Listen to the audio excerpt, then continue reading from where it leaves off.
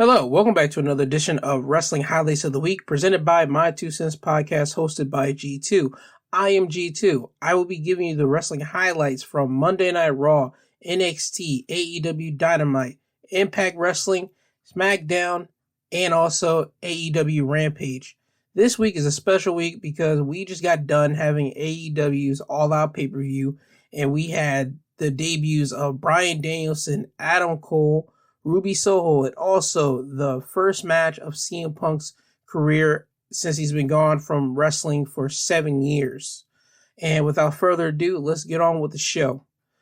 First off, let's start with Monday Night Raw. Raw opens up with a in-ring promo from the team of RK Bro, the Raw Tag Team Champions. The main point of why they're out here is that they're here to see who they're going to be defending their Raw Tag Team Championships against, because there's going to be a Tag Team Turmoil match tonight, and the winners of the Tag Team Turmoil will be going against RK Bro. Now here comes the WWE Champion Lashley and MVP. Lashley wants to face Randy Orton because Randy RKO'd him last week after their tag team match. Randy says he will face Lashley only if Lashley puts up the WWE Championship, because Lashley and Randy both want to be double champions, Randy being the Raw Tag Team Champion and Lashley being the WWE Champion. Lashley agrees to this. He will fight Orton for the WWE Championship at Extreme Rules.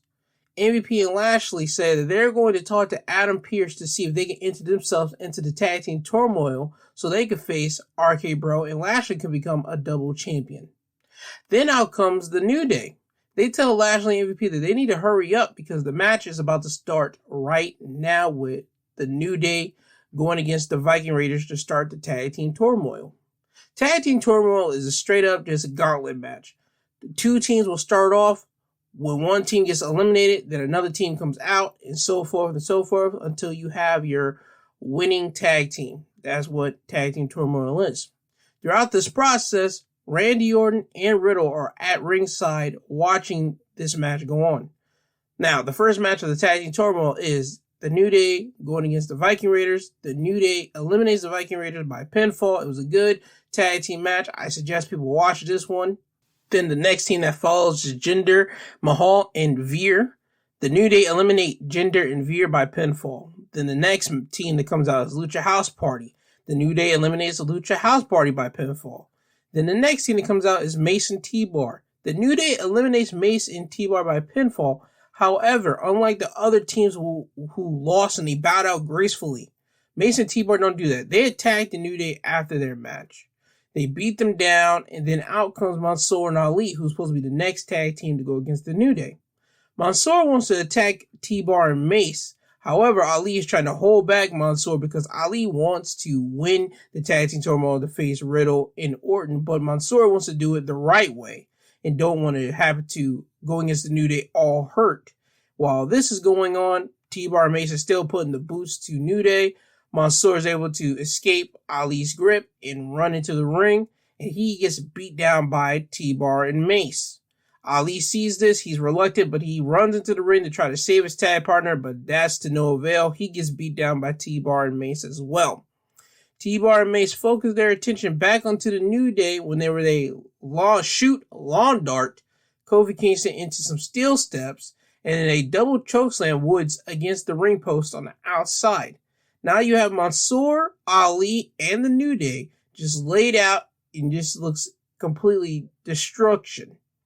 Adam Pearce and Sonya Deville and also other WWE personnel come out and tell T-Bar and Mace that's enough and tell them to go to the back. And now you have people checking on Mansoor, Ali, and the New Day, and people are wondering, is the Tag Team Turmoil still going to go on? Is it done? What's going to happen? Sonya Deville announces that they're going to let the New Day and Mansoor and Ali recover, and later tonight they will finish the Tag Team Turmoil match to see who will be going against Riddle and Orton. After this, we get the match of Drew McIntyre going against Sheamus, and the winner of this will become the number one contender for the United States Championship. This was a great match. Both of these men used each other's signature moves throughout the match, like Drew using Sheamus's white noise and Sheamus going for Drew McIntyre's Claymore, doing the whole countdown setup for it, but he doesn't connect with it.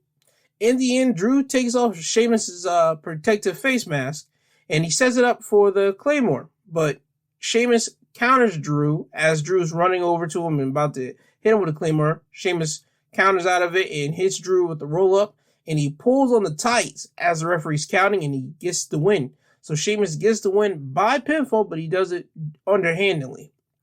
After the match, Drew gets up, and he's holding Sheamus' face mask, and Sheamus tells Drew, okay, he wants his face mask back.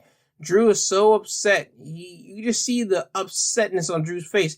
He smacks Sheamus right in the face with the face mask, and you see the mist fly off of Sheamus' face. That tells you how hard Drew hit him in the face with the face mask, and Sheamus just dropped down into the mat. And now you see Drew walk back over to the corner, and he starts counting down for the Claymore, the 3, 2, 1. He runs over, and he Claymore kicks Sheamus in the face. After this, we get a backstage interview with Nikki Ash and Rhea Ripley. The main point is that they don't have much in common, but they hope to beat the women's tag team champions, and hopefully they get a number one contender shot at the tag team champions, and then they will be able to win championship gold around their waist, and so that's what they plan on doing next. You got Nikki Ash and Rhea Ripley going against the team of Natalya and Tamina, the women's tag team champions, and if Rhea and Nikki win, they get a future tag team title shot. This match was fine. You have the history of Natalya and Tamina being that established tag team going after a new tag team that doesn't really have everything under control, like they're not put together yet, but you can see it in the match that they're trying to put things together. They're starting to find out their strengths of Rhea and Nikki just like working together. In the end, though, Natalya was about to put Nikki in the sharpshooter, but Nikki was able to tag Rhea Ripley in, but Natalya doesn't see this, so this allows Rhea Ripley to come behind Natalya and hit her with the Riptide and pin Natalya for the win, and you have Natalya and Tamina losing to Nikki Ash and Rhea Ripley, so now Rhea and Nikki get a future women's tag team title shot down the line. After this, we get the segment of Moist TV of John Morrison being the host and his guest is Karrion Kross. The main point of this is that Kross is going to hurt Morrison. He's going to make Morrison suffer. This segment wasn't it. It wasn't it at all. I have no idea what they're doing with Kross. I just hope they plan on having Kross turn into a monster when Scarlett shows up in due time. I mean, since Kross has been on the main roster, he's been a real watered-down version of himself. But he doesn't have his lady beside him, so hopefully whenever Scarlett does come back into the fold, he'll become that monster that he was when he first joined NXT. But if not, boy oh boy, this is going to be a long time until he finally turns into the monster that he should be. Anyway, after this, we get the matchup, John Morrison going against Karrion Kross. This was a throwaway match. The only highlight of this match was whenever Morrison grabbed the drip stick and sprayed water onto Kross. This really ticked off Kross, which led Kross hitting Morrison with a T-bone suplex over the ring post to the outside of the ring. So they're inside the ring. He brings them to the corner, and then he T-bones them over the ring post on the inside to have Morrison falling outside. Now, whenever the camera angle falls back to Morrison, Morrison looks dazed and just out of it. So Kross goes outside. He throws Morrison back into the ring and locks in the Kross jacket. And Morrison just passed out in the move, and Kross wins the match by submission. Now it's time for the Raw Women's title match. Charlotte Flair defending her Raw Women's Championship against Nia Jax, who has Shayna Baszler in her corner. Before the match begins, Shayna gets on the apron and says that she agrees with Charlotte and thinking that Nia can't beat Charlotte again. And Nia's looking at Shayna asking her, why are you doing this right now? And this leads Charlotte to attacking Nia Jax, and they just start throwing shots and just start throwing blows at each other. And they just start pulling each other's hair. I mean, they go back to the exact same thing that they did last week, where last week you saw them just at one point, they just start really like brawling and hitting each other, and it doesn't look like professional. They just look like, okay, they're mad at each other, so you start seeing them just smacking each other. At one point, Charlotte goes outside of the ring and grabs the title and says she's done with this, and she's about to walk to the back, but Shayna Baszler doesn't allow her to do this. And Charlotte's just telling Shayna to get out of her face and get out of her face, but she doesn't do that. So you see Shayna trying to be a good friend of Nia Jax, but in the end, that was all a facade. Because towards the end of the match, Charlotte and Nia were fighting on the outside of the ring, and Baszler Looks like she's about to attack Charlotte, so she runs behind Charlotte, and she's about to hit her, but Charlotte moves out of the way, and Baszler almost collides with Nia, so you have this moment of Nia and Baszler just staring at one another, and Nia just, really keeping her eye on Baszler, and this leads to Charlotte and Nia continuing their fighting, but this time inside the ring, and this time Charlotte goes to the top rope, and Baszler now gets on the apron, and she just starts distracting Nia Jax just out of the complete blue. And Nia just constantly just yelling to Shayna, asking her, why are you doing this right now? Why are you doing this? And this allows Charlotte to hit the natural selection off the top rope onto Nia Jax, and she pins Nia Jax to get the win. So Charlotte is still your Raw Women's Champion by pinfall and also by distraction by Shayna Baszler. Hopefully this whole Shayna and Nia Jax crap ends soon, because this didn't make any sense to me. But hey, we'll see how creative gets their way out of this. After the match, though, Alexa does show up on the screen and offers Charlotte a seat on the playground. Charlotte declines and tells Alexa she doesn't have time for the mind games, which leads to Alexa to tell Charlotte she has to bring the playground to Charlotte then. The lights start flickering on and off in the arena, then the lights go out, and then a minute later, the lights pop right back on, and Alexa's now in the ring with Charlotte. Charlotte asks Alexa point blank, what do you want? And Alexa points at the Women's Championship, and Charlotte agrees, so at Extreme Rules, we're more than likely going to get Charlotte defending the Raw Women's Championship against Alexa Bliss. I want to see how this goes. I think they're going to have Alexa losing, but I want to see how she does lose, though. After this, we get Reggie defending the 24/7 Championship against Akira Tozawa. This was a quick throwaway match. Reggie beats Tozawa by hitting her with a flipping senton, and he pins him and gets the win. After the match, you get R-Truth, Cedric Alexander, Humberto, and a couple of other wrestlers trying to come down to the ring and go after Reggie in the 24/7 Championship. But Reggie escapes all of them, and Reggie goes to the entrance stage, and he's met by Drake Maverick. Drake Maverick is a wrestler who's been on NXT for the past months, and now he's back on Raw, and he was the first guy to really make the 24/7 title something. Him and R-Truth, and you have this moment where R-Truth goes up to Drake and tells him this is his show, and the 24/7 Championship is his baby, but he's glad to see Drake back here, though. After this, we get a backstage segment from Doudrop. Matter of fact, a backstage interview from Doudrop. The main point of this is that Doudrop mentions that she attacked Eva Marie last week because Eva doesn't usually get into the ring. She doesn't really even have a match, so Doudrop wasn't going to allow another opportunity to escape Eva Marie and Doudrop, so Eva Marie got taken out by Doudrop easily.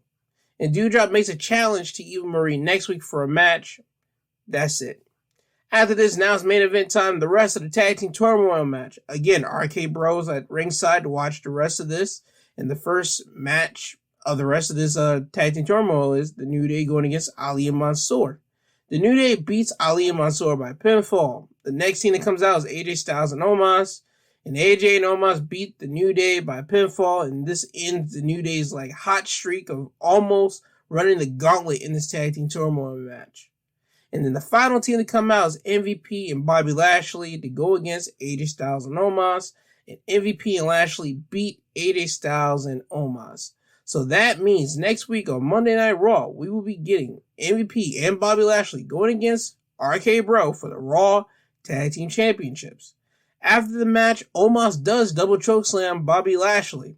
And Omos gets outside of the ring. Him and AJ start walking up the ramp, which leads Orton to get into the ring and give him enough time to hit Lashley with an RKO to send him a message that he is still going to strike whenever the opportune time is right, and the WWE Championship is coming to Randy Orton.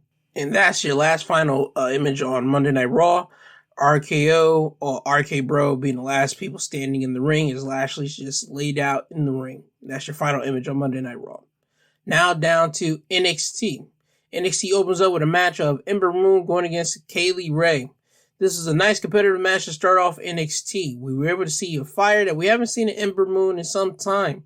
Ember controlled most of the match. However, Ember and Kaylee Ray traded pinfalls, and Kaylee Ray was able to transition out of a bridge off the mat into the KLR bomb, which is the gory bomb, and hit Ember Moon with it and pin Ember Moon to get the win.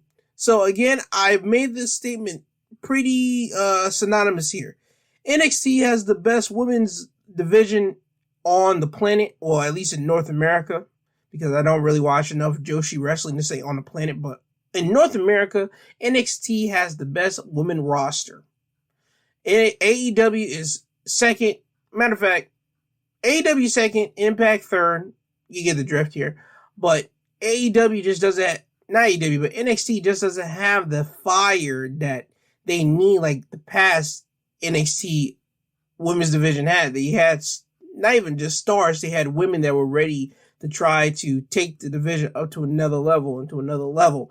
But right now, it just seems like the women's division is stagnant. And Kaylee Ray did say last week that she's here to spark fire back into the women's division. So with this match, you were able to see her spark fire back into Ember Moon, who was a former NXT women's champion. And you were able to see the fire being brought back into Ember Moon. So right now, Kaylee Ray is doing what she promised and said that she would do last week, and just bring fire back into the NXT women's division. So again, NXT women's division is number one in North America. AEW is a close, not even close. They're number second, they're number two, but they got to get a couple more pieces to the puzzle to be the number one, but they'll get that in due time. But anyway, sticking with NXT. After this match, we get a backstage interview with Danny Burch and Oney Lorcan, who's there with Ridge Holland and Pete Dunne. The main point of this is that Danny Burch and Oney Lorcan, they want the NXT Tag Team Championships back because they never lost them. And Pete Dunne tells them not only to take the NXT Tag Team titles back, but to end MSK. After this interview, we go back to the ring, and now it's time for Carmelo Hayes to go against Santos Escobar, who is being accompanied by the rest of Legado del Fantasma, which consists of Raul Mendoza, Joaquin Wilde, and Elektra Lopez, the newest addition to Legado del Fantasma. This was another solid match on NXT. The story of this match was a young wrestler not backing down, the young wrestler being Carmelo Hayes. Carmelo was taking punishment in this match, but was able to come back and almost win the match. Towards the end of the match, however, when Santos is on the outside apron and Carmelo slingshots himself onto the outside apron and hits Santos with a DDT, Carmelo throws Santos back into the ring, and now you have Joaquin Wilde and Mendoza get on the apron to distract the referee, and this gives Elektra Lopez enough time to turn Carmelo around and hit him with a suplex on the outside of the ring. Now, Carmelo is in shock. He's in pain, but he's in shock that he just got body slammed by a chick, and he's just getting himself up, and he's just like walking back to the ring, but he's keeping his eyes on Lopez. Now, as he gets in the ring, this gives Santos enough time to hurry up and turn Carmelo around and hit him with the Phantom Driver and get the win. So Santos Escobar wins the match with help from Legado del Fantasma. After this, we go to a promo from Malcolm Bivens. Malcolm Bivens introduces the newest members of Diamond Mine, which will be the team of the Creed brothers, Julius and Brutus Creed. They are credible amateur wrestlers. Malcolm gives off their accolades, and he just lets the fans know that they're about to witness the Creed brothers in action tonight. After this, we go to an announcement from William Regal. Regal announces that next week on NXT television, there will be a number one contenders match to see who's going against Samoa Joe for the NXT championship sometime soon. And it's going to be a fatal four-way match. The members of the match will be Tommaso Ciampa, Pete Dunne, Kyle O'Reilly, and LA Knight. So those four men will be going against each other in a fatal four-way match next week on NXT to see who's going to face Samoa Joe for the NXT championship somewhere down the line. After this, we go back to the ring, and now it's time for the in-ring debut of the Creed brothers, Brutus and Julius Creed, being accompanied by the rest of Diamond Mine, going against a team of scrubs. The names were Chucky, Viola, and Peyton Avery, whatever the names were, they didn't matter. The Creed brothers straight up dominated the match. Brutus started off the match, and he just started throwing around both of them. I mean, just throwing around on the mat, just like amateur wrestling throwing them. Matter of fact, no, it was belly to bellies throwing them around in the ring. He even threw one of the competitors out of the ring, and he hit hard on the outside. So then you get Brutus tagging in his brother Julius, and Julius hits a double leg rolling slam and he follows it up with a sliding forearm to one of the competitors' face and ends the match. I mean, this match was just dominated by the Creed brothers. You could tell that they have some amateur background. They know what they're doing in the ring, at least amateur wrestling style, and they're able to mix it up with the wrestling formula. They're going to be a great brothers tag team in here, and I already see it now that people are going to try to make the comparisons to the Steiner brothers, who were a tag team, who were a pair of brothers, who were accomplished amateur wrestlers. I can see that whenever the Creed brothers start getting much more seasoning on them. I can see this comparison being somewhere down the line. I can see it now, but I'm just telling you right now, this is a tag team that we do need to be watching out for. After this, we go to a backstage interview of Ember Moon. Ember Moon mentions how she has been on a downward slide for the past 3 months. She mentioned how she lost the NXT tag team titles. She lost her tag team partner, Shotzi Blackheart, whenever Shotzi went to the main roster. And she has lost every match in between since then and now. Moon does mention that she doesn't like the way that she has been feeling lately. She says she knows what she must do, and she tells everyone to be on the lookout. After this, we get a backstage segment from Hit Row, and I'm going to let you hear it right now. You know what? I can't even be mad because I should have seen it coming. You know, from myself breaking a guitar over your back to Hit Row getting in the back parking lot fight with y'all. I should have known Santos was going to come back with something. I just couldn't put my finger on it. But it's cool. You're never going to catch Swerve or Hit Row slipping ever again because the joke is now on you. And that's funny, because y'all like to say an old Mexican saying that loosely translates to, he who laughs last, laughs best. But we ain't laughing. See, we got sayings in Pioneer City, too. Like my nana used to say, a hard head make a soft ass. That's why I draped all 3 of y'all around me like a musty poncho. We dropped y'all like a $10 pinata. Count your blessings, because now we applying pressure. And then they had the nerve to just add in some chick. To take out the baddest chick. Facts. Señorita Secret Sauce? I don't know who you are, but hitting B-Fab with the pipe is not how you say hello. Show ain't. But when we actually meet, you gonna be big mad, because ahora tenemos un problema. Now we have a problem, muchacha. Big. And if you didn't know, now you know. Now we head back into the ring. Now it's time for the NXT Women's Tag Team Championship match. The team of Io Shirai and Zoe Stark is defending their NXT Women's Tag Team Championships against the team of Kaylin Carter and Casey Catanzaro. The story was simple. Casey and Kaden were on the same page. They're a tag team. They actually like each other, while the other team is a dysfunctional team of Zoe Starks trying to be friends with Io Shirai, while Io doesn't like Zoe. So now you have this dysfunction, but they are the tag team champions. Do they win? Do they lose? How are they going to do this and actually function as a tag team? But in the end, Io Shirai and Zoe Starks do win the match whenever Zoe hits her tilt-a-whirl knee to the face on Casey, and she tags in Io Shirai so Io can hit her moonsault and pin Casey to get the win. So you still have Io Shirai and Zoe Starks retaining their NXT Women's Tag Team Championship match. It was a solid tag team match. I couldn't give you all details. I just gave you the finish because, again, it was solid, and that's all that really matters, especially in this match. Because after the match, Casey and Kaden are on the stage. They're looking at Zoe and Io Shirai in the ring celebrating with their tag team championships, and they get attacked from behind by Mandy Rose, who's now wearing a face guard, well, a facial protective mask, the same one like Sheamus is wearing, and her running mates now, Gigi Dolan and JC Jane. So that tells you that this is the new three girl faction on NXT, and they're planning to try to wreck shop. I want to see how this works because Mandy isn't known for her ring work like that, but we shall see how this goes in the future.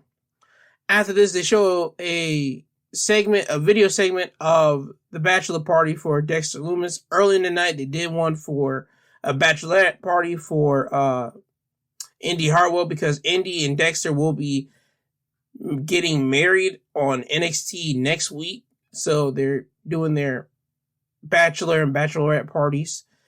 Dexter has his at a racing, like a go-kart place, and his groomsmen that were there were Cameron Grimes, Odyssey Jones, Drake Maverick, Zombie referee, and Johnny Gargano.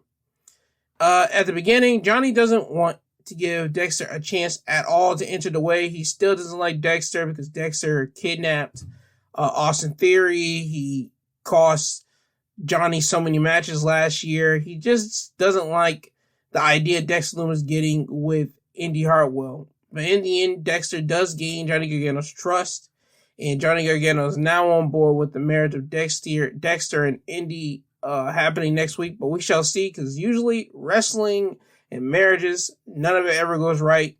So we shall see what type of chaos does ensue next week on NXT whenever the wedding, all in quotations, of Index does happen. After this, we go backstage and we have Frankie Monet and Jesse Kamea just talking amongst themselves, and then you get Robert Stone coming out and he just try to catch his breath, and he informs Frankie that next week she gets her one-on-one NXT Women's Championship match against Raquel Gonzalez. And Frankie Monet is so excited about this because now she gets to showcase to the world that Frankie Monet deserves to be on the main stage and that she is the number one woman in NXT. After this, we get the in-ring debut of Mei Ying going against Virginia Fury. Mei Ying beats down Virginia Fury and puts her in the tongue and death grip and brings her down to the mat, and the referee counts 1, 2, 3. Mei Ying wins by pinfall. This was a quick get in, get out match. This was just trying to show you that this mythical figure who's been in the shadows and been on the entrance ramps, who's been watching her proteges, Boa and Xia Li, just wrestle for the past couple months. So now she gets into the fold now.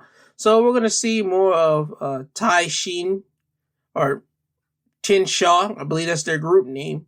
We're going to see how this force ensues NXT. I want to see how this goes because NXT so far is turning into a different direction than what it once was.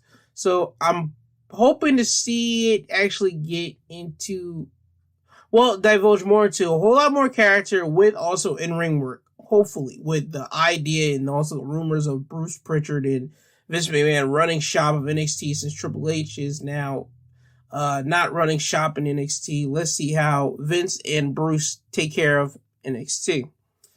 After this, now it's time for main event time. The NXT Tag Team Champions, MSK, going against Oni Lorcan and Danny Burch, who on their corner has Pete Dunne and Rich Holland, who's just stand back for the remainder of this match. Pete Dunne and Rich Holland don't even get involved in this match at all. They don't even try to strike intimidation in MSK or anything. They just stand in the back and just watch as Danny Burch and Oni Lorcan try to regain back their NXT Tag Team Championships. It doesn't happen. MSK beats Oni Lorcan and Danny Burch whenever MSK were able to hit their assisted blockbuster onto Danny Burch. They pin him, and they are still the NXT Tag Team Champions. Again, not a lot of details in this match because after the match was the real big story, because after the match, Rich Holland and Pete Dunne are now in the ring, and Danny's trying to get to his feet as MSK is on the entrance ramp. Rich Holland turns around, he picks up Danny to his feet, and he headbutts him. Oni Lorcan sees this. He has a question mark on his face. He's trying to figure out why are they doing this. Pete Dunne goes over to Oni Lorcan. He shrugs his shoulders and he just roundhouse kicks Oni right dead in the head. And now you have Rich Holland hits the Emerald Fusion onto Oni Lorcan. And now you're about to see Ridge and Pete Dunne leave out of the ring whenever they see Danny Burch crawling over to Oni Lorcan. And then you have Pete Dunne look over to Rich Holland. He just nods his head, and Rich Holland gets right back in the ring. He picks up Danny Burch again, and he headbutts him again. So now you have Rich Holland and Pete Dunne leaving the ring as Oni Lorcan or Danny Burch are just laid out in the ring. And now this whole faction of Rich Holland, Pete Dunne, Oni Lorcan, and Danny Burch that just came back 2 weeks ago have now been fizzled out, and now it's just two sub-facts, two groups out of the team, out of this whole faction that was once a faction for like 2 weeks. And that came together originally because they all had a beef against the Undisputed Era, who now, the only people in NXT that are Undisputed Era former members are Roderick Strong, who's with the Diamond Mine, and Kyle O'Reilly, who's by himself. So this faction being broken up yeah, it makes no difference to nobody because people didn't care. So now you got Pete Dunne, who has his muscle, Ridge Holland, and now you got the team of Oney Lorcan and Danny Burch back to being another team on the NXT roster. And that was the end of NXT. Now it's time for AEW Dynamite. AEW Dynamite starts off with Dustin Rhodes going against Malachi Black. Dustin went straight after Malachi when the bell ringed. Dustin even got the better of Black in the beginning of the match. However, Black was able to regain control of the match whenever he back suplexed Dustin into the table next to the ring announcer on the outside of the ring. Dustin at that moment was holding his left leg, so Malachi Black started attacking Dustin's leg, and Dustin couldn't protect himself. There were moments in the match that Dustin were able to fight back and try to hit Malachi with a Canadian Destroyer, but couldn't. Black then goes outside and goes under the ring and grabs Cody's boot that he took away from Cody a month ago. Black brings the boot into the ring and he just puts it at the face of Dustin Rhodes. This makes Dustin upset and he gives him a burst of energy just out of nowhere and starts attacking Black. It was enough energy to let Dustin hit the Canadian Destroyer, and as Dustin goes for the pin, that isn't enough to put Black away. Dustin then tries to hit a bulldog from the corner, but Black holds onto the ropes, and this allows Dustin to slide off of Black. So now Dustin tries to run over to Black, but Black was able to hit him with a leg sweep and sweep the legs of Dustin and have Dustin hit a turnbuckle that was exposed earlier in the night, because whenever Black exposed one of the turnbuckles earlier in the night, Black sees his opportunity and he turns Dustin around and he hits him with a spinning heel kick, and Black gets the win. So now Black has took out Arn, Brock, Dustin, and Big Shotty Lee, and it gets announced that at AEW's event at the Arthur Ashe Stadium, Cody will be making his AEW debut, re-debut again, his return match, going against Malachi Black. So we shall see what they have in store for each other at Arthur Ashe Stadium. After this, we get a video package of the Lucha Brothers. The main point of this video package is that they make it known, if you feel that you can take the tag team titles off of them, come and try. They are the new AEW tag team champions because they beat the Young Bucks at All Out in a steel cage match, which was bloody. After this, we get an Eddie Kingston and Miro video play. They're not through with each other. Kingston starts throwing insults at Miro, and Miro just says that he's going to break Kingston. So this tells you that their whole little feud that they got isn't over. Now it's time to get back to the ring, and now it's time for a CM Punk in-ring promo. And as I might say, they are really going to make sure that you see CM Punk every week on AEW Dynamite to let you know that CM Punk is back in professional wrestling. And if I was Tony Khan, I would do the exact same thing. I'd probably let Punk get a week or two after this, because you keep on showing him on AEW programming so much, people are going to be like, okay, we get it. Punk's here. We get it now. We get it. So use Punk, not even going to say sparingly, but next week, keep him off of television. Let people mention him, but just keep him off television. That's just my advice for that. But anyway, Punk mentions that he gives props to Sting and Darby because Darby took it to Punk at All Out, but Punk was still able to get the win. Punk sees Brian Pillman Jr.'s family out there, and he gives respect to Jr.'s Aunt Linda, because Punk mentioned how he watched The Dark Side of the Ring, the Brian Pillman story, and if you haven't seen it, it is the whole Dark Side of the Ring is a great, interesting, detail of a story of specific things that happened in professional wrestling that were having to be, no pun intended, the dark side of the ring, because you got the light side where people glamorize and it's all Hollywood and it looks so perfect, but the dark side is whenever you get the real dark and mean and gritty type things. And if you haven't seen the Brian Pillman story, it's on YouTube, I believe, and I would suggest you need to watch it, because again, you'll get the story of Pillman, you'll understand why Punk gave respect to Brian Pillman Jr.'s Aunt Linda. Punk then hears people start chanting for Jon Moxley because they're in Moxley's hometown of Cincinnati, Ohio. And Punk mentioned that after he had his match at All Out, he texted his wife and she asked him, what's next? So Punk told the fans that it's up to them, and he hears them chant for different wrestlers. And then you get Taz get off the commentary table and he grabs a microphone. He tells Punk, don't mention any member of Team Taz. Punk told Taz he didn't hear anybody mention Team Taz at all. Taz tells him, just don't mention any member of Team Taz at all. Punk starts calling out members of Team Taz, and he calls out Ricky Starks. He calls out Hobbs. He calls out Taz's son, Hook. And he tells Taz that, beat me if you can, survive if I let you. And that's Taz's old catchphrase from ECW. So now you got Taz upset at the commentary table, and you got now the feud that's being brewed up right there of CM Punk going against basically all of Team Taz somewhere down the line. After this, we get a backstage interview from Ruby Soho and Tony Schiavone, but she is interrupted by Britt Baker and company, Rebel and Jamie Hayter. Baker asks Tony, why are we wasting valuable TV time on the flavor of the month here? Ruby tells Tony that she helped Britt Baker break into the wrestling business and that they know each other quite well.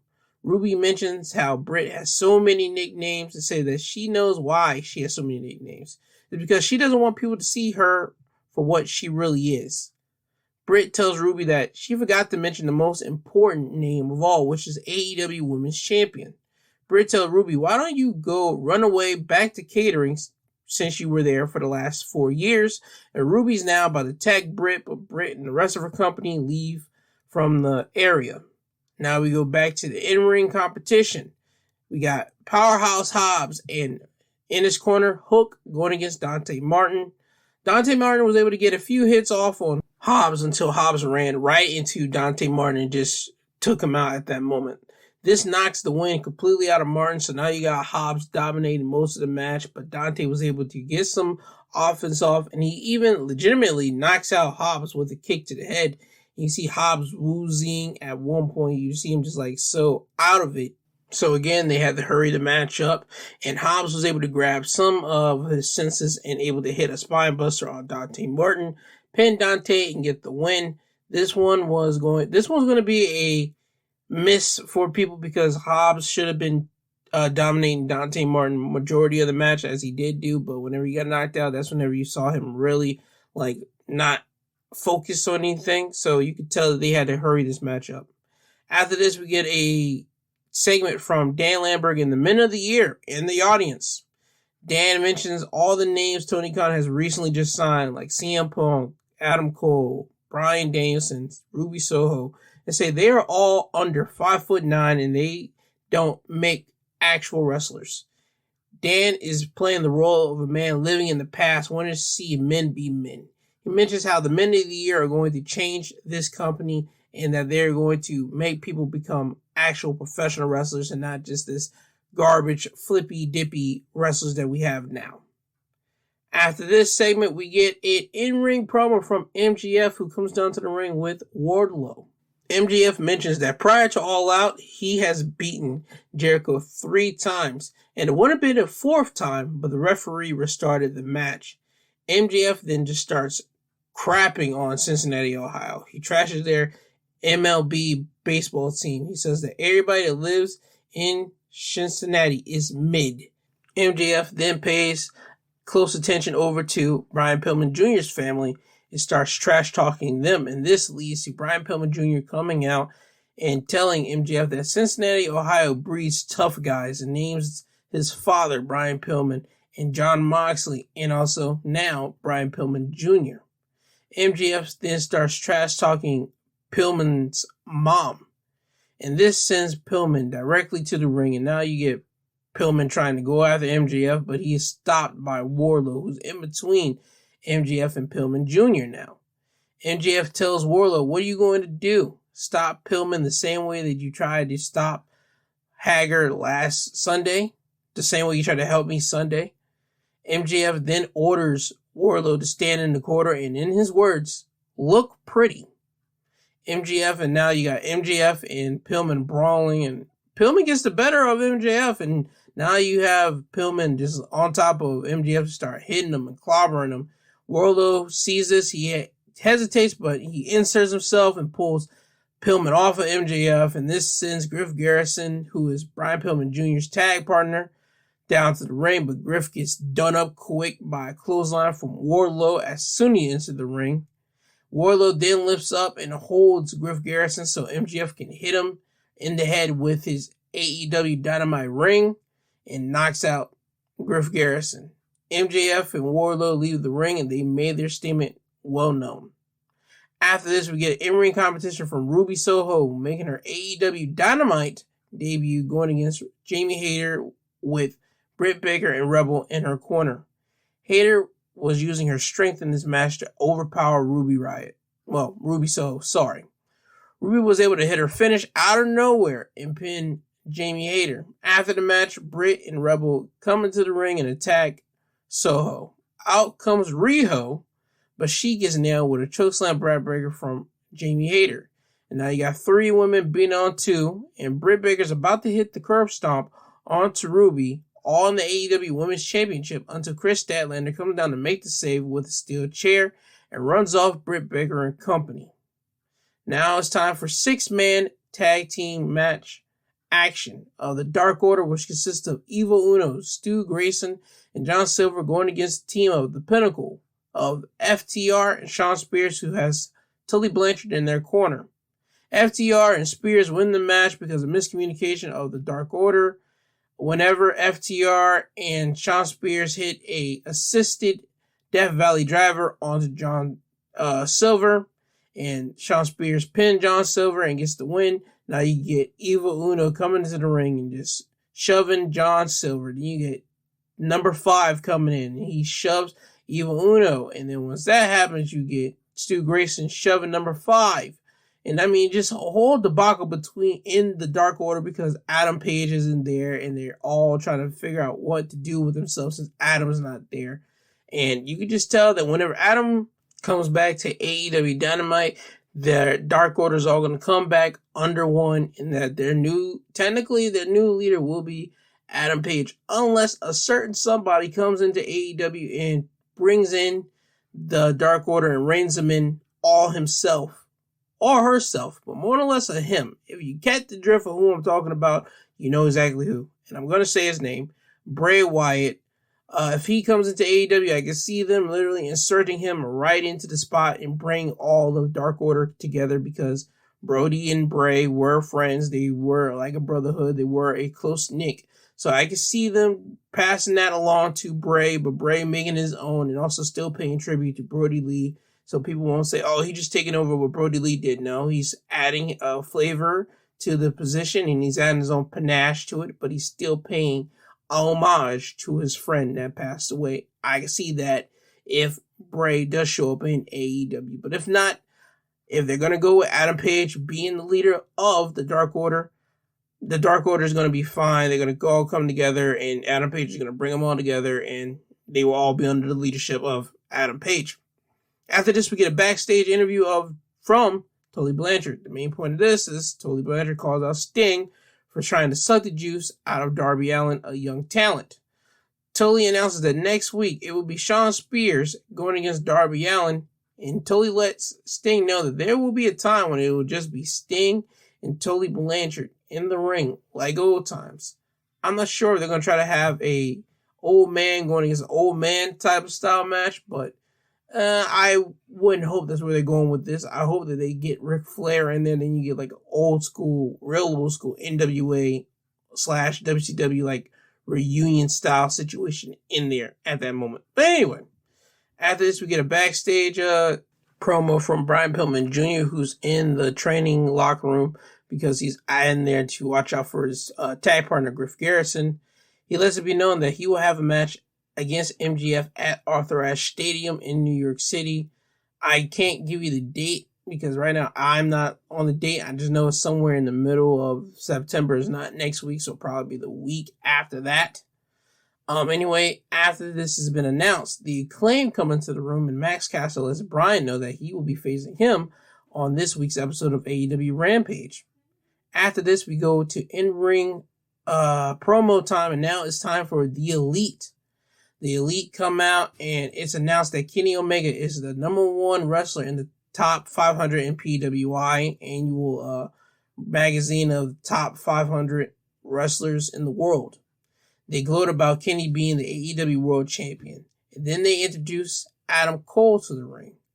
Adam Cole announces that the Elite are the reason why AEW is the place to be and why people want to be here. Adam Cole says the Young Bucks are the best tag team in the world, and Kenny Omega is a once-in-a-lifetime wrestler. He also announces that he will have his in-ring debut next week on AEW Dynamite. Omega gets the mic and says that he hates being interrupted, and as soon as he says this, he gets interrupted again by who other than Bryan Danielson. Bryan Danielson comes down to the ring, and now is the Elite just all staring at Bryan Danielson.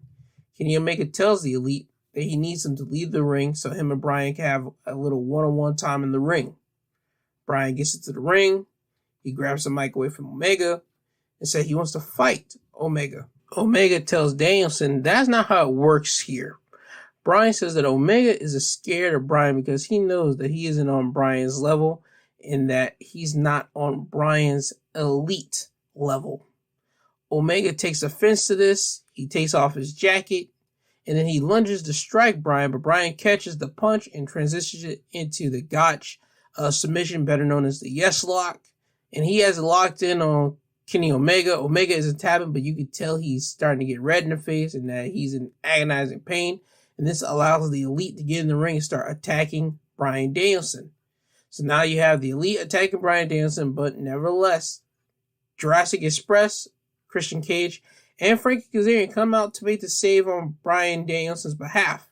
They take out the Elite, and Brandon Cutler is the last member of the Elite left in the ring, and he gets a running knee to the face by Bryan Danielson. So this lets you know that Bryan Danielson does have a group of friends around him to try to take out the Elite because people are tired of the Elite being around in AEW.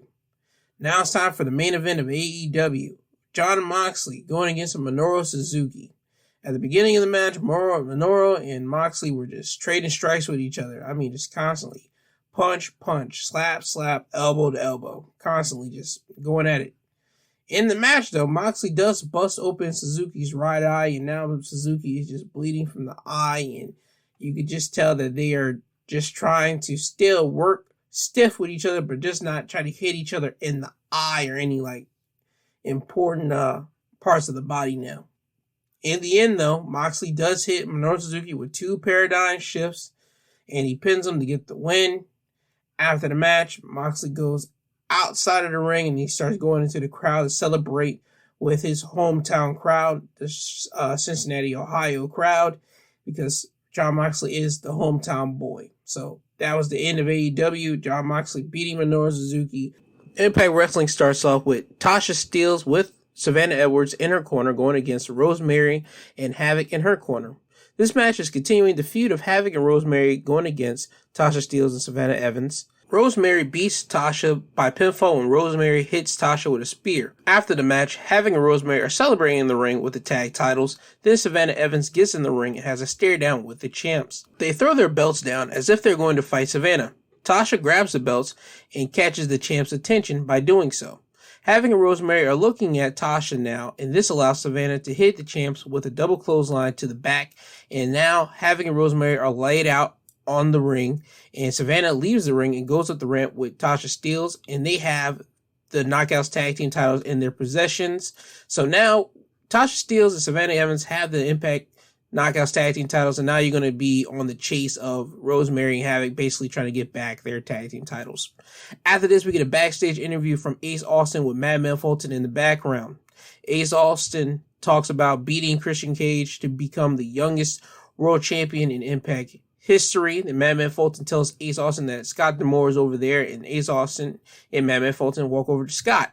They tell him that they have one more episode until Victory Road, and Ace went up against Tommy Dreamer last week, so Christian needs to face someone. Ace volunteers Madman Fulton to be Christian's opponent. Scott tells Ace that next week it'll be a 10-man tag team match to main event Impact Wrestling next week. Team Ace versus Team Cage. So with this being the case, Ace Austin now has to look for partners. Ace Austin sees Brian Myers and his minions over in the corner, and he walks over to Brian Myers. He asks Myers to be a part of his team, and Myers accepts. Now we head back into the ring. Now it's time for a bunkhouse brawl. Bunkhouse brawl is basically another term for street fight. It's Carl Anderson with Doc Gallows in his corner going against Rich Swann. When the bell rings, Swan started attacking both men. He uses trash can lids, rope, and attacks both men by kicking them in the family jewels. That would change when Carl starts attacking Rich Swann in the back with the trash can lid, hitting him multiple times, and he even superplexed him on the entrance ramp. Towards the end of the match, Carl tells Doc to get the table, and Doc does so. Doc and Carl sets up the table in the ring. Carl was about to hit Rich Swann with a gun stun, basically an RKO in WWE's term, but Rich counters out of it and hits a spinning roundhouse kick. Rich then puts Carl on the table and goes to the top rope, and Doc grabs Rich's leg, and now Swann drops on the turnbuckle, and now he's crotched on the turnbuckle, hurting. Carl then gets off the table and goes to the top turnbuckle that Rich is on and hits him with a gun stun from the top turnbuckle onto the table. It was supposed to be going through the table, but the table doesn't break. So Carl ends up pinning Rich Swann, and Carl wins the match. So Carl beats Rich Swann by pinfall in the bunkhouse brawl. After this, we get a backstage interview from Mickie James. The main point of this is that she mentions that Deonna Purrazzo took her moment away from her at NWA 73. So Mickie wants to get back at Deonna Purrazzo by taking something away from her. Mickie states that when she came to Impact Wrestling this time, it was all about business. But now it's personal, so Deonna Purrazzo is at the front of Mickie James' mind. After this, we get a challenge being thrown out by Matthew Raywalt going against Trey Miguel for a match next week. Now we go to a backstage interview with Josh Alexander, the X Division champion. Josh talks about facing Chris Sabin at Victory Road and says that he feels prepared to beat Sabin. Christian Cage walks towards Josh and tells him that he respects what Josh has been doing on Impact. Christian cuts all the BS out and asks Josh, does he want to be on his team? Josh accepts, so now Christian has one member on his team for next week's main event. After this, we go back to the ring. Now it's time for in-ring competition. Chris Bay going against David Finlay. Chris Bay is playing with David at the beginning of the match by keep going in between the ropes and making the referee keep David away from him. Chris goes outside of the ring and David follows him and uppercuts him and chops Chris right in the chest. David is upset because Chris cheated in their last match against each other. Chris took advantage of the match when David tried to enter the ring and got kicked in the chest, and Chris slingshotted himself onto David Finlay's back. At the end of the match, Chris was about to beat David Finlay by pinning him with a roll-up and putting his feet on the ropes, just like he did last time. However, Juice Robinson comes down to the ring and pushes Chris' foot off the ropes, and now Chris is looking at Juice, and this gives David enough time to roll up Chris for the win. So David Finlay beats Chris Bay by roll-up, so now they're 1-1. After the match, David Finlay and Juice Robinson are in the ring looking at Chris Bay, and then out of nowhere, Hikuleo enters the ring and destroys both Juice Robinson and David Finlay. He big boots David, and he choke slams Juice Robinson. Chris Bay comes in the ring with a steel chair and puts Juice Robinson's leg in between the chair, and Chris Bay now runs towards Hikuleo, and Hikuleo throws Chris Bay up in the air, and Chris Bay comes down by stomping on the chair that has Juice Robinson's leg in it. So Juice is now in pain, and now you have Chris Bay and Hikuleo standing over Finn Juice. After this, we go to the backstage for a contract signing for the X Division Championship match between Chris Sabin, the challenger, and Josh Alexander, the champion. They talk smack towards each other, and they sign the contract. Josh Alexander leaves, and Christian Cage walks in and asks Sabin to be on his team. Sabin says yes, and now you have an interesting dynamic going on right now, because Christian now has the champion and the challenger on his team, and I can guarantee that next week there is going to be some chaos on the side of Team Cage, because now you got Josh Alexander, who's the champion, going against his challenger, Chris Sabin, at Victory Road, but they're going to be on the exact same team next week. We're going to see how this how they coincide with one another, how they work together, knowing that they're going to be facing each other within the next couple days after next week's episode of Impact Wrestling. After this, we go back to in-ring competition. It is Steve Maclin going against Petey Williams. Maclin was dominating the match until Petey started attacking Maclin with his speed. Petey was springboard from inside of the ring to outside of the ring. hitting a Hurricanrana from the inside of the ring to the outside of the ring. And then from outside of the ring to inside of the ring with a code breaker. Petey was going for a Canadian destroyer until TJP and No Way's conga line came out and distracted Petey Williams. This allowed Macklin to hit Mayhem for All, which is the reverse 1914, and pins Petey Williams for the win. TJP did this because Petey came out and attacked Macklin when he had a match with TJP 2 weeks ago on Before the Impact. Before the Impact is a show that comes on before Impact Wrestling that basically lets the viewers at home see what's coming up, what kind of matches are coming up on Impact Wrestling. That's basically just a warm-up show. This is TJP giving Petey Williams his receipt for interfering in his match with Macklin 2 weeks ago. Now we go backstage and Eddie Edwards is being interviewed. Eddie talks about being ready to face Moose, even though he has W. Morrissey in his corner for the match. Sami Callihan walks up to Eddie and told him that he didn't help out Eddie last week because Eddie told him not to. So he asks Eddie again, does he want to reconsider his help? Eddie tells Sami no and still wants nothing to do with Sami. Christian walks up to both of them and asks them to be a part of his team. Sami accepts the offer, but Eddie Edwards tells Christian he won't be on the same team as Sami, so he's out. After this, we go back to another interview for Ace Austin, and Ace Austin gets interviewed and asked about Christian recruiting people for his team. So what does Ace have to say about this? Ace isn't worried about who Christian has on his team and always has an ace up his sleeve. As soon as he says this, he gets interrupted by both Moose and W. Morrissey. Morrissey tells Ace that if Sami or Eddie Edwards is on Christian's team, they're in. So basically meaning W. Morrissey and Moose joins Ace Austin's team. So now Ace's team is filled up with himself, Madman Fulton, Brian Myers, W. Morrissey, and Moose going against a team of Christian Cage, Petey Williams, and Josh Alexander, and still 2 remaining slots because we don't know if Eddie is still going to be on the team or Sami's going to be on the team. Even though Sami gave his word, Sami does kind of flake out from time to time. So it was still kind of a mystery mark on that spot. So now we go back to the ring, and now it's main event time. Eddie Edwards going against Moose with W. Morrissey in Moose's corner. This is a solid main event. Moose was attacking Eddie's right arm majority of the match. Eddie had to deal with Moose's strength and W. Morrissey on the outside of the ring. Toward the end of the match, Eddie tries to hit the Boston Knee Party, but Moose catches him and powerbombs him. Moose runs over to Eddie, but Eddie moves out of the way and Moose now hits the second turnbuckle.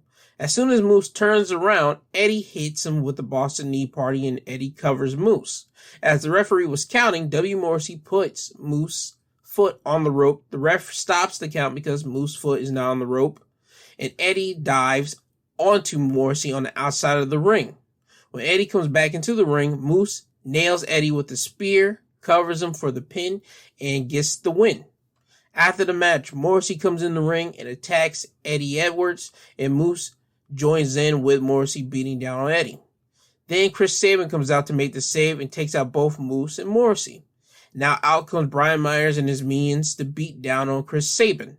Then out comes Josh Alexander and he takes out Myers and his minions. Then now out comes Ace Austin and Madman Fulton, and they hit a chokeslam blockbuster combination maneuver on Josh Alexander.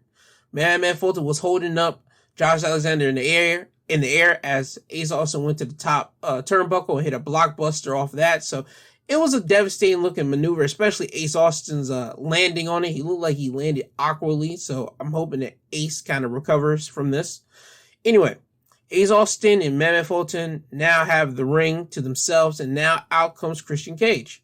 Christian hits Fulton with the kill switch, and now Ace Austin and Christian are brawling until Eddie Edwards gets back in the ring, and now he's working with Christian against Ace Austin. They throw Ace out of the ring, and Christian now goes after Ace, and now Eddie's in the ring, and as soon as he turns around, he hits with a big boot by W. Morrissey. Now Moose and Morrissey has Eddie in the ring, and they are setting up to powerbomb Eddie until his wife comes down to the ring with a kendo stick and attacks both Morrissey and Moose. Morrissey ends up grabbing Eddie's wife by the throat, and he looks like he's about to do something to her, but the lights flicker off, And when they come back on, Sammy's in the ring with Morrissey and Eddie Edwards, and he has 2 baseball bats in his hands. Sammy hands Eddie a bat, and they attack Morrissey until Morrissey exits the ring. Christian gets in the ring and talks to both Eddie and Sammy.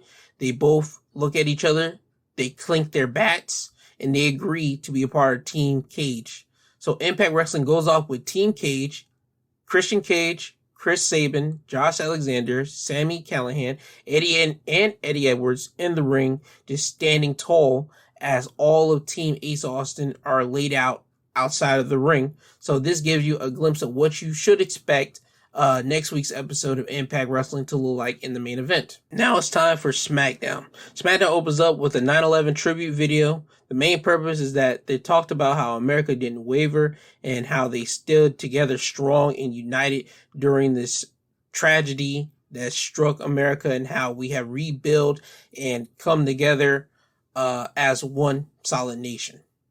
After the video plays, out comes the Bloodline and Paul Heyman towards the ring for a promo. Roman Reigns states that the Bloodline run WWE, which means they run New York City, which means they run Madison Square Garden. The reason why he says this is because WWE tonight on SmackDown were in Madison Square Garden. It should have been self-explanatory. Then out comes Brock Lesnar walking towards the ring. Now you got the fans going all ape crap because now you see Brock still coming out there with his new look, and he's just walking around the ring. He's staring down the Usos and Roman Reigns and Paul Heyman before he even gets into the ring. But as soon as Brock gets in the ring, he goes straight to Roman Reigns' face, and you have now the stare down between Roman and Brock Lesnar just staring at one another. But the difference is Paul Heyman is on the opposite side of Brock Lesnar. He's not with Brock, he's with Roman Reigns, as Reigns is standing there with the Usos by his side. And knowing this, Roman Reigns takes a step back and allows the Usos to move closer. So now Brock Lesnar is looking at the Usos. And with this happening, Paul Heyman walks up to Brock and asks him, why the Universal title? Why not any other title? You know that we can go after any other championship. Brock takes the mic and asks Paul, why didn't he tell Roman that he was at SummerSlam? This now has the whole crowd going crazy. They start chanting at Paul Heyman saying, you effed up, you effed up. And now you see Roman looking at Paul Heyman in a look of like disbelief. And he even grabs his Universal title away from Paul Heyman. And now you have the Bloodline and Roman Reigns leave the ring. And now you just in the ring is Paul Heyman and Brock Lesnar, and Brock is just standing there with a smile on his face because he know he just caused destruction between the Bloodline and Paul Heyman with that sense of misguidance between the two now. Paul Heyman is just standing there shaking. He doesn't know what to do. So what does Paul do? He goes back to doing what he does best. He goes back to being the weasel that he is. He grabs the microphone and he does his old shtick by announcing that he has been the advocate for the reigning, defending, for the past 20 years, WWE champion Brock Lesnar. He goes back to being the hype man for Brock. Brock said, man, that felt good, like old times. And Brock moves closer to Paul and tells Paul, before Roman fires you, you need to accept my challenge. And now you got the fans anticipating, and now you got Paul even anticipating. Paul asks, what challenge? Brock said, to face Roman for the Universal title. And you have 5 seconds to do so.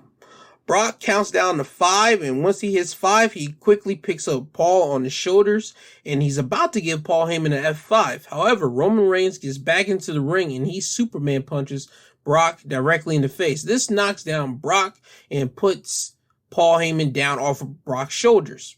Roman looks to hit Brock with another Superman punch, but Brock catches him. And now the Usos come in and they super kick Brock Lesnar. Brock doesn't go down after this super kick, and he decides to double clothesline the Usos. The Usos drop, and now you have Brock Lesnar German suplexing one Uso after the other as Roman Reigns gets out of the ring and starts walking up the ramp.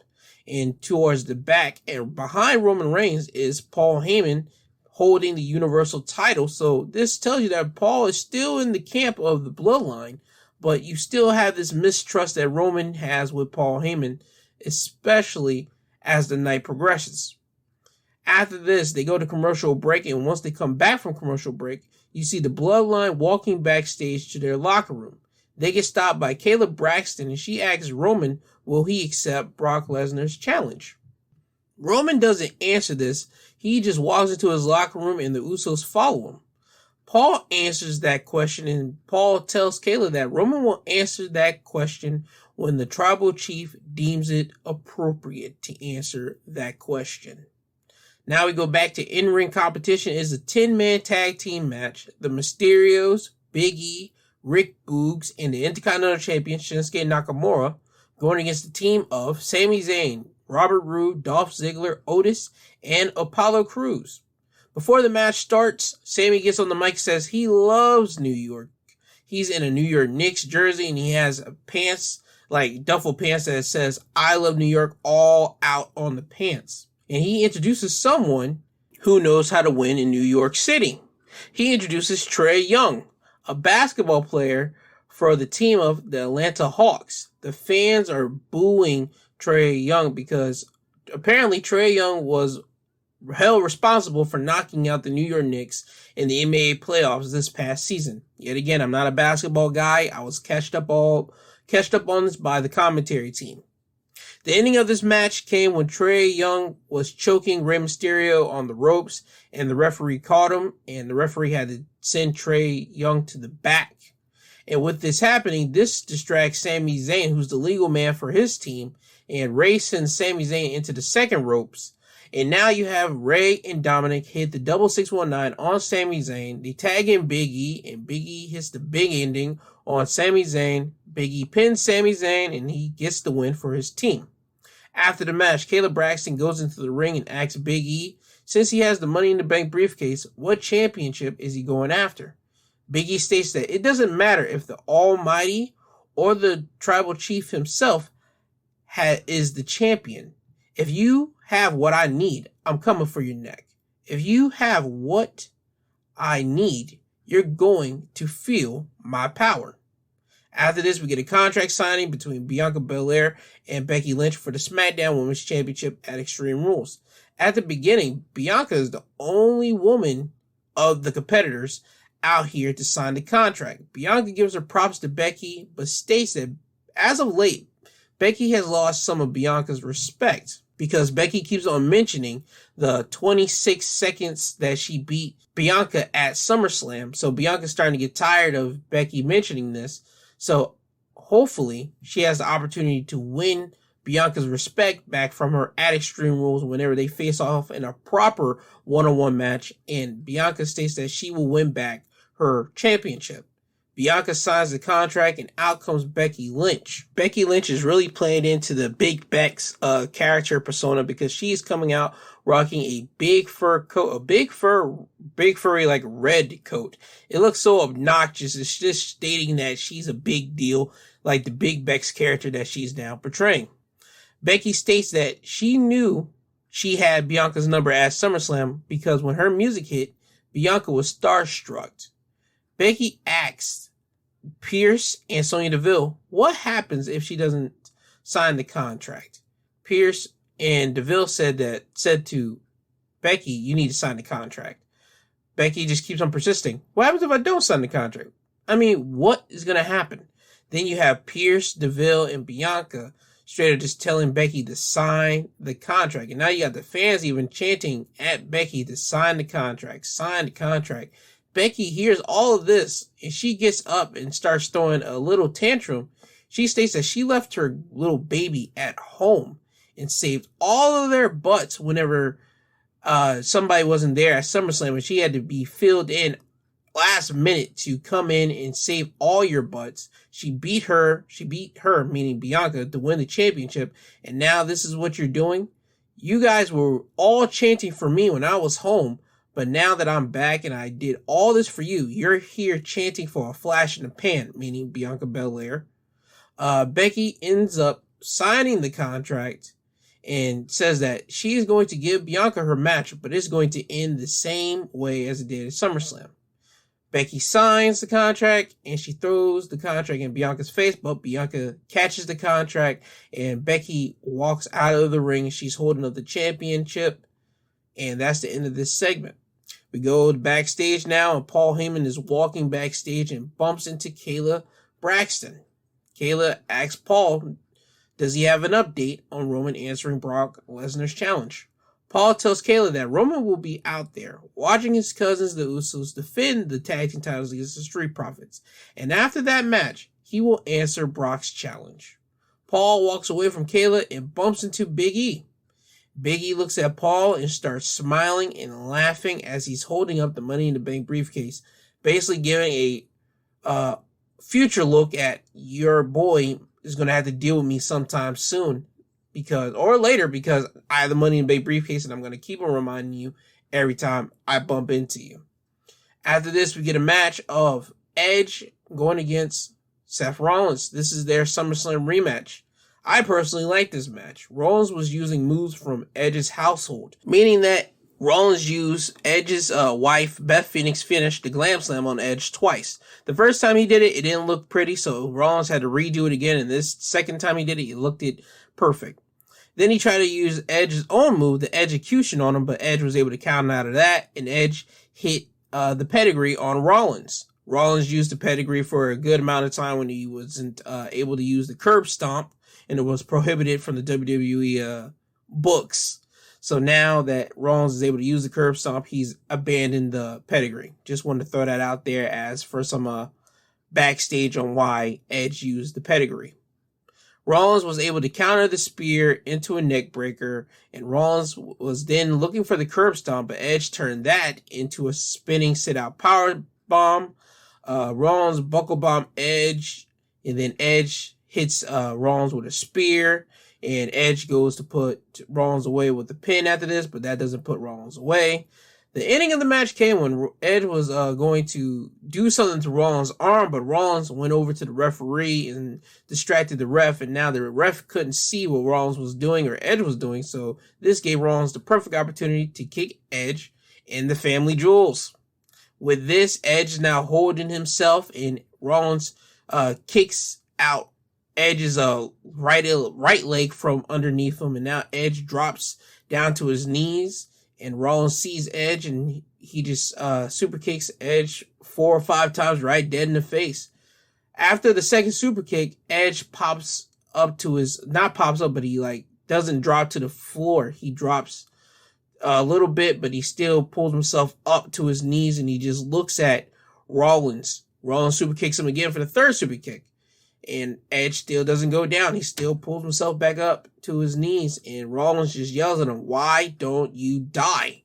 And he super kicks Edge in the face. And this time, Edge is now dropped to the ground. Rollins sees this. He looks at Edge, and he just goes to a corner. And he runs and hits Edge with the curb stomp. And after this, Rollins pins him. And he gets the win over Edge. So now it's 1-1. But after the match, the referee calls for a stretcher to come down and get Edge. Rollins is now sitting in the corner and just looking at everything happening as Edge is now being put on the stretcher and being hauled off into the ambulance. And once Edge is in the ambulance and the ambulance is now driving off, the camera pans over and it's Seth Rollins looking at the ambulance driving off. And an interviewer comes to Rollins and asks him how does he feel. Rollins says he doesn't know how to feel. He knows his arm hurts a little bit, but he doesn't know how to feel. You got Rollins that just completely snapped out of a comatose metamorphosis type stance. Whenever he was in the match, he was a crazed guy just trying to beat Edge, but now since he beat Edge, he snapped out of that he snapped out of that stage, and now he's back to this guy that looks like he's got some remorse. He doesn't know what to do now that he's beaten Edge. So that was this whole segment was about. After this, we go to Roman Reigns in his locker room, and he's with the Usos, and I'm about to play you that clip right now. What up, Bruce? We the ones, right?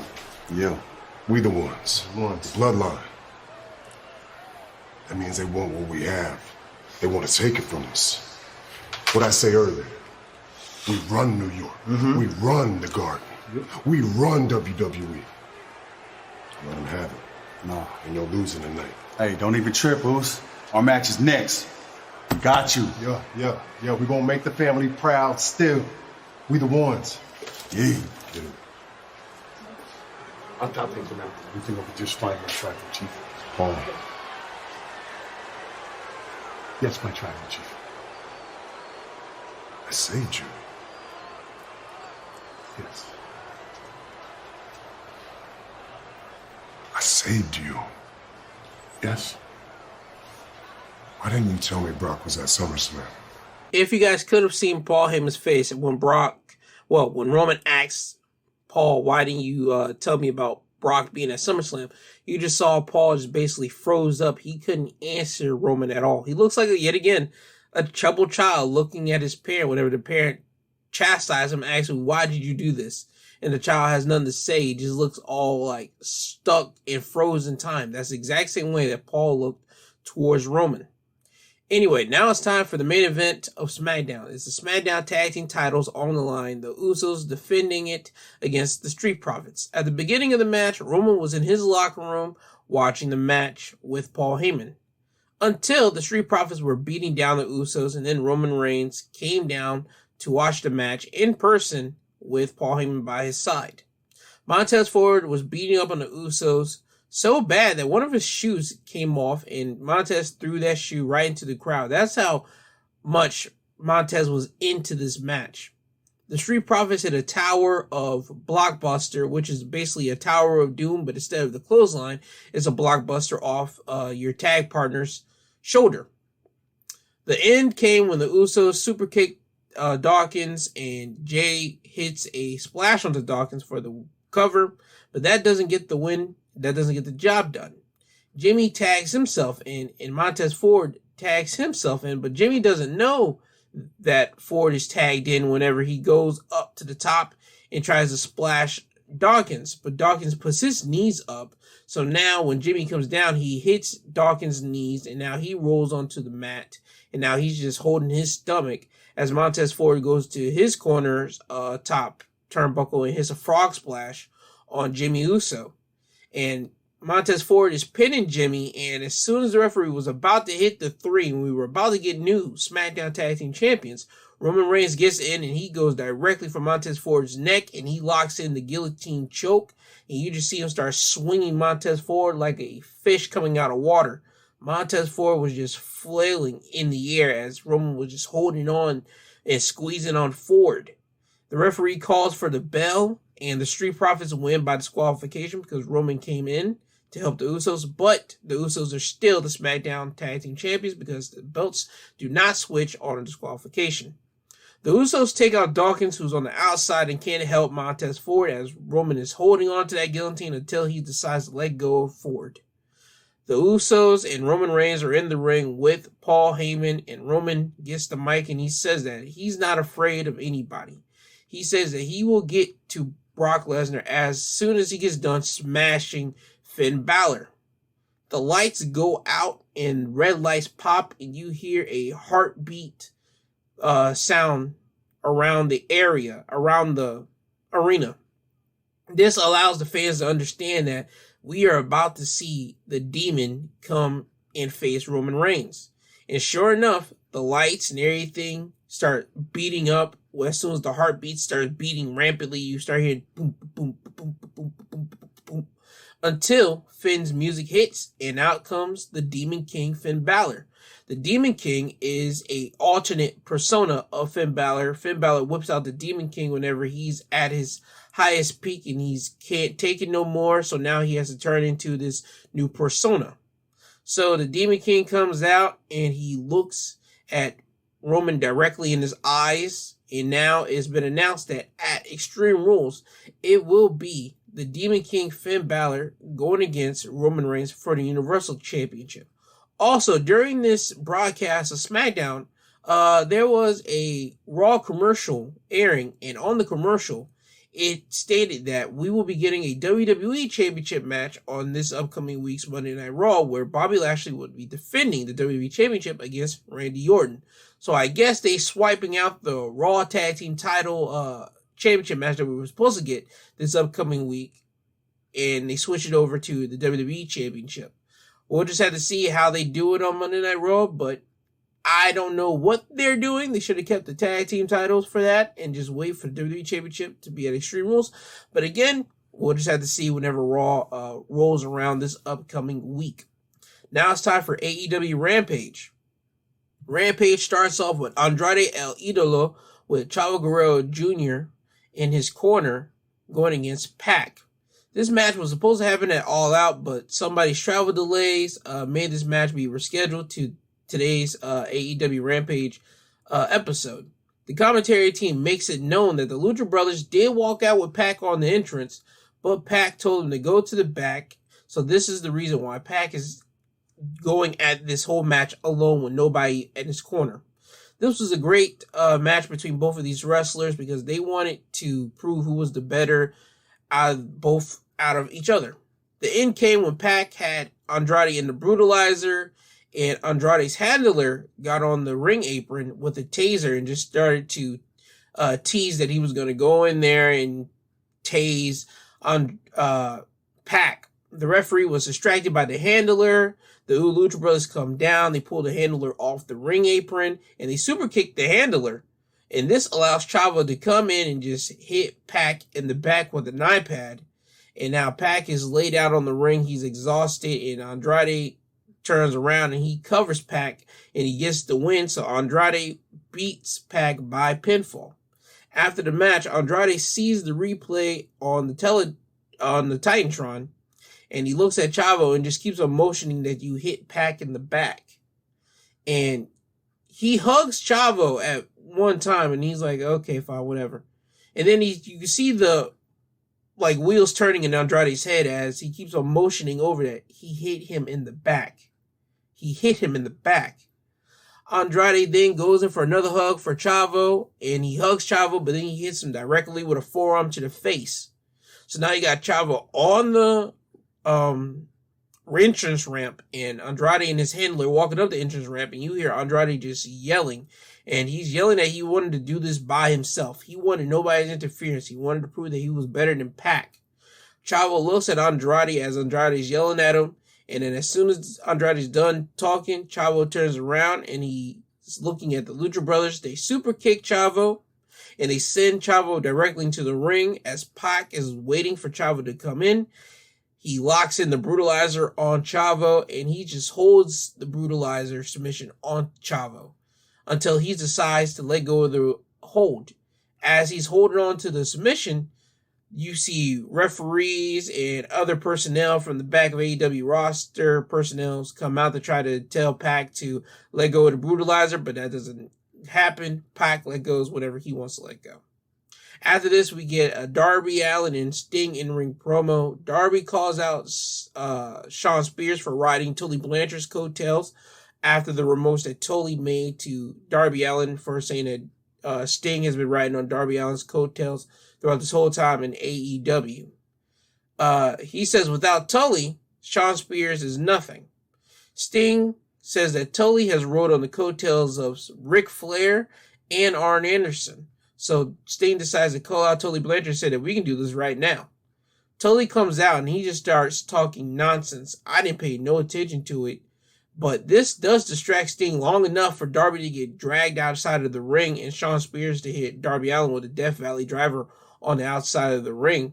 And once Sting notices this, he runs outside of the ring and chases off Shawn Spears.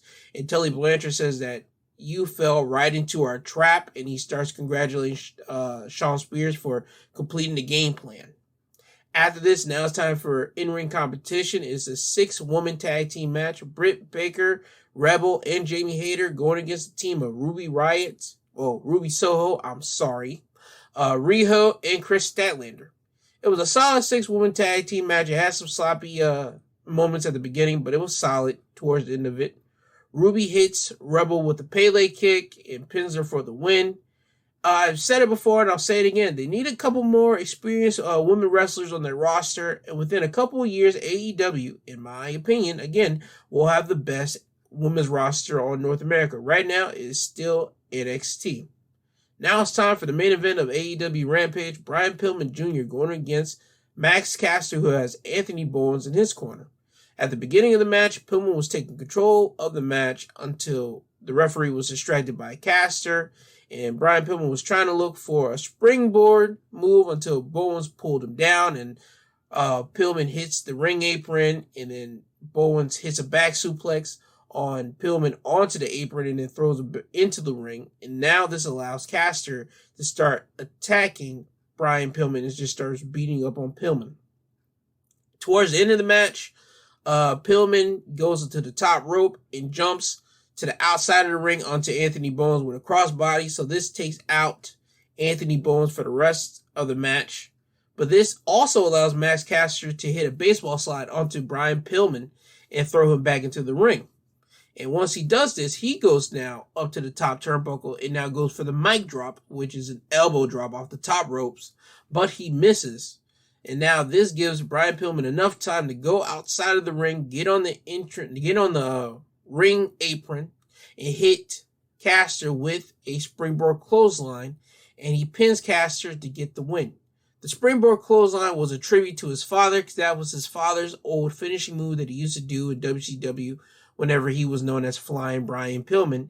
And also his son, Brian Pillman Jr., was wearing Flying Brian on the back of his tights in this match. So this whole match was basically a homage and a tribute towards his father, Brian Pillman Sr. After the match, Pillman goes outside of the ring and he goes to his family that's in the crowd and he hugs them and he's just so happy that they're there. And Pillman gets back into the ring. He starts celebrating again because he's in Cincinnati. The fans are cheering for him. But then he gets attacked by Anthony Bowens and Max Caster. They're going to hit Pillman with the boombox, but Jon Moxley comes out and makes the save. He hits Bowens with the boombox, and this allows Brian Pillman Jr. to super kick Max Caster, and then Max Caster gets hit with the paradigm shift. And now, at the end of AEW Rampage, you have Moxley hugging Brian Pillman Jr., and now you have two Cincinnati boys just embracing one another as their hometown is cheering them on, ending AEW Rampage. Now, before I get you guys out of here, let me just talk about two things real quickly. Triple H underwent heart surgery this week. He had some type of heart issue. They said that it was caused by a genetic heart issue. I don't know what that means. Only time whenever I hear genetic is whenever they mean that it's like embedded in their DNA, like somebody probably in his family probably had some type of heart condition. So he happened to be the man or the person on the family tree that happened to have this heart condition. So he had to go get surgery for it. He got surgery for it. He's resting for it. Not resting. He's resting up. The surgery was a success, apparently. The surgery happened at Yale New Haven Hospital. And this is all coming from WWE, by the way. So Triple H is making a recovery, and he's expected to make a full recovery. So no need to fret. Triple H will be here after this. So I just want to give a quick shout out, a quick wishing well to Triple H, Paul Levesque of WWE. And also, it's been reported by Fightful Select. Fightful Select is a respected wrestling covering news site. They cover wrestling. That's basically the way I'm supposed to say it here. They cover news and wrestling. They get the backstage unknown stuff uncovered, meaning as if somebody's contract is coming up soon, they let the fans know who's being soon to be released or said to be released, or who's coming into the company, or what type of storyline plans was going to happen but got switched up. They get the dirt from WWE or any type of wrestling company from any official that happens to talk to them. I don't know how they do it, but they do it. But anyway, getting to my point here. It has been uncovered by Fightful Select that Kevin Owens' contract will be ending in January of 2022. And whether you know that or not, that's in another couple months. That's within, another 4 months, his contract will be up. And it's already been expected that he's going over to AEW because his best friends are the Young Bucks, and they're the executives over at AEW. So it will be nothing but a quick, easy thing for Kevin Owens to go over to AEW and become Kevin Owens, or better known as Kevin Steen, the violent guy that he was before he joined WWE and had to tone down the violence just a little bit. See, my thing is, how do you let a guy like Kevin Owens walk out of your company right now? Seriously, because right now, a lot of people are constantly walking out of your company and joining AEW. And there's nothing you guys can really do about it. Yeah, you can throw as much money as you want at them, but if they don't want to be there, they don't have to be there.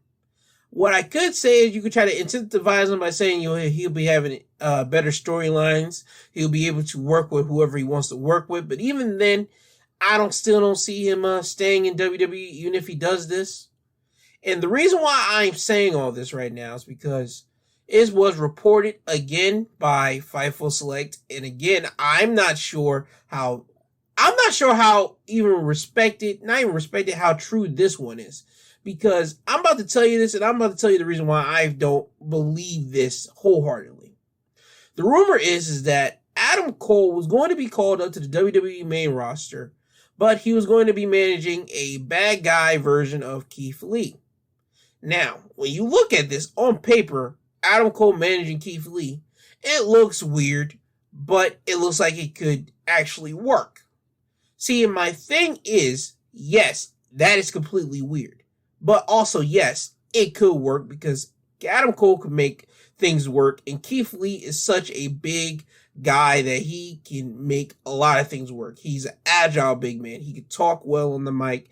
And also, he's just so imposing. Like if you see him, he looks like a big dude.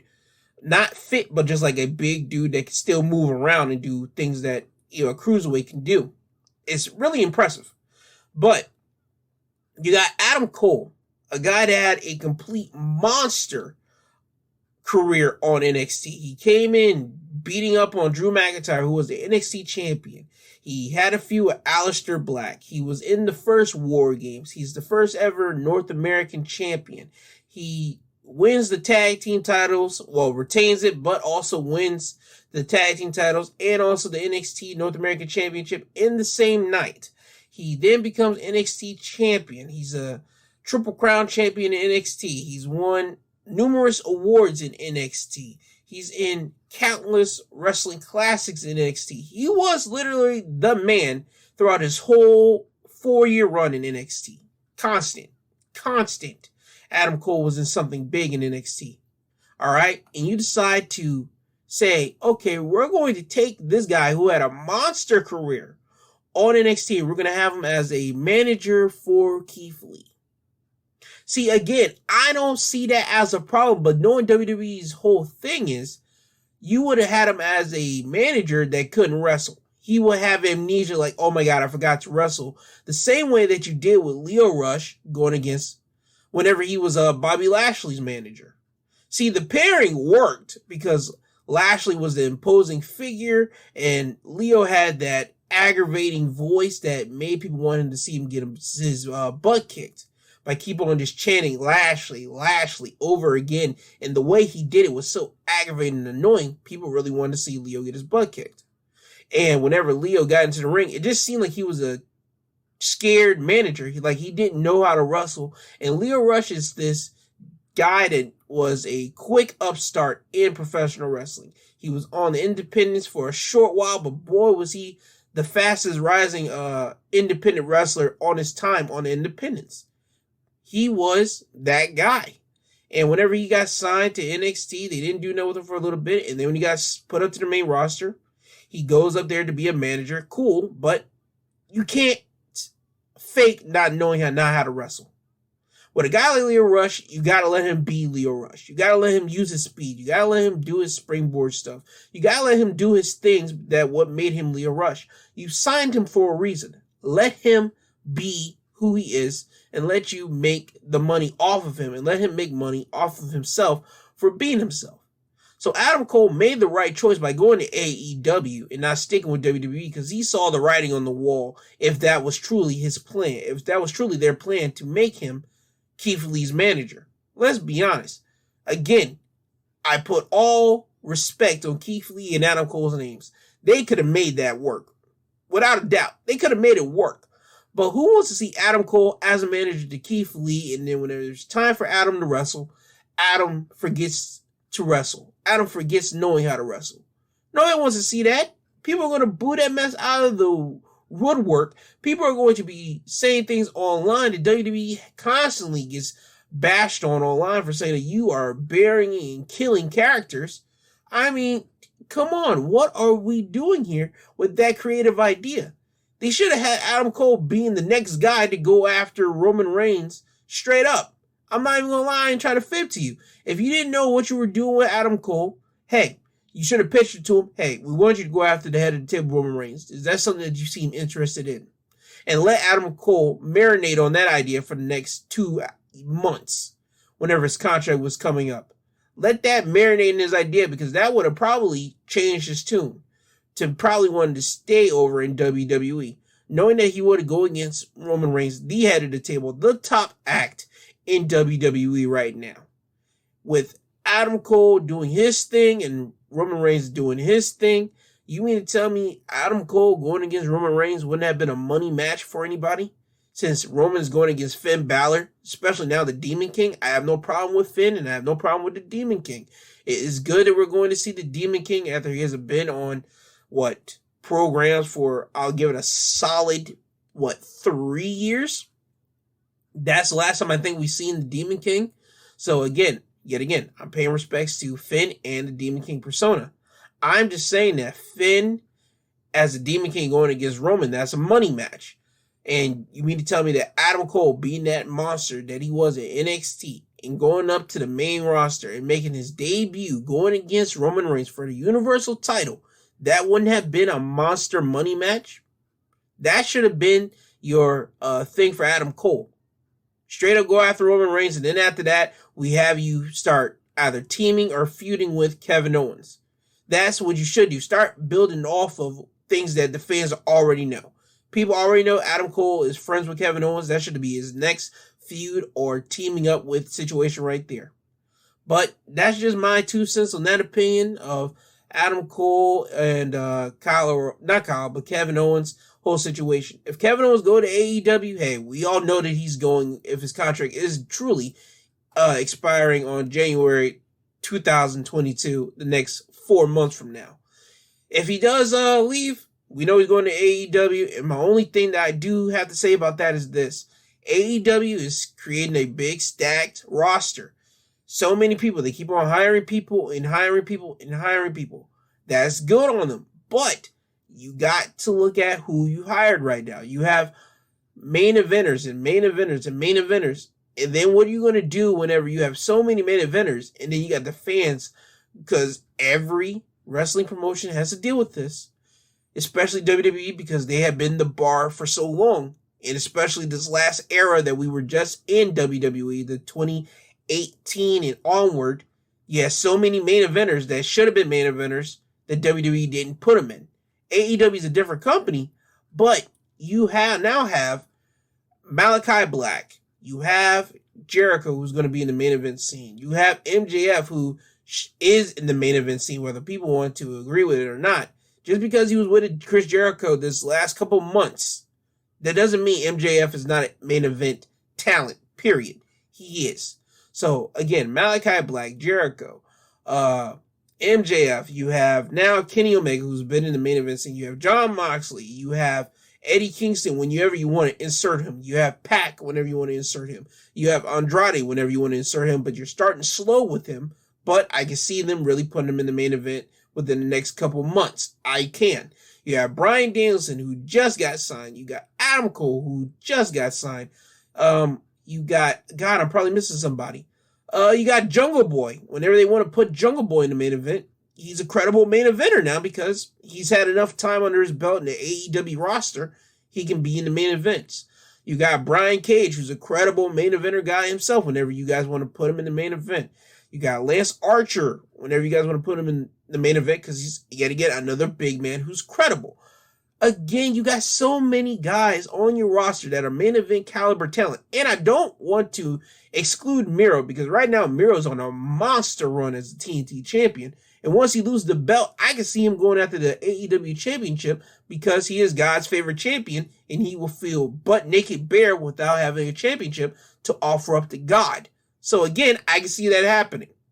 But again, you get Kevin Owens or Kevin Steen whenever he does go to AEW. We'll be going back to Kevin Steen on your roster, and you just get another main event talent. You're going to have to deal with, okay, and I forgot to say Adam Page. Sorry to Adam Page. But you got Adam Page also on the main event talent, but then you have all these main event guys. Everybody. And I understand AEW is going to be able to rotate these guys. I just hope they rotate them enough so that the fans won't get bored with the concept of you guys having all these talents and all these scenarios of main eventers just roaming around freely in the main event scene of AEW. That's all I'm saying. I hope you are taking into consideration, you're jotting down who you got, who you position as main event caliber for this couple months, and then we'll transition them over to mid-card talent, and then we'll take some mid-card talent, start slowly moving them up to main event talent, or we'll start transitioning them over into tag team things. I sense that AEW does, because they're smart with their business, but that's just my thoughts on it.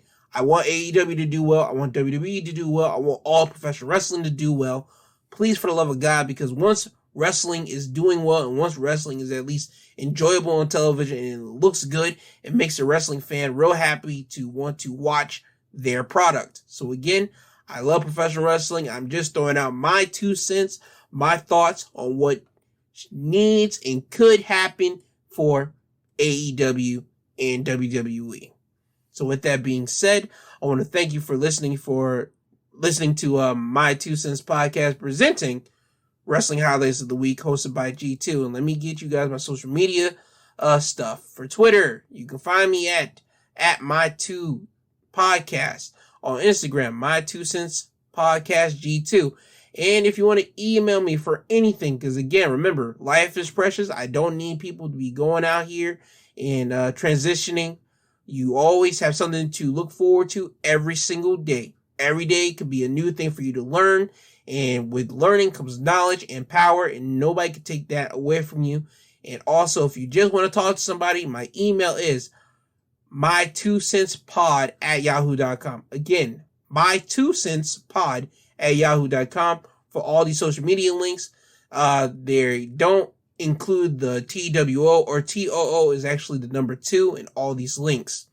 If you want to listen to past and future episodes, you can listen to them on Podbeam, Apple Podcasts, Google Podcasts, Amazon Music, and Audible. Yeah, I'm on Audible and Amazon Music. So that was a shock to me, but yay, I'm on those things. I believe that's it. So again, I want you guys to have a great Saturday. I hope you guys tune into my tomorrow episode where I talk about things in the world and anything I want to talk about. But if you don't, you will hear from me again next Saturday for another edition of Wrestling Highlights of the Week. This isn't goodbye. This is until you hear from the sweet sounding voice again. This has been Wrestling Highlights of the Week, presented by My 2 Cents Podcast, hosted by G2. I have been G2, your great, astound, lovely host. And I will see you guys when I see you. Bye-bye. Ta-ta. I hope you have a great Saturday. I love you all. God bless. Godspeed. Bye-bye now. I'm tired. You tired. Jesus wept.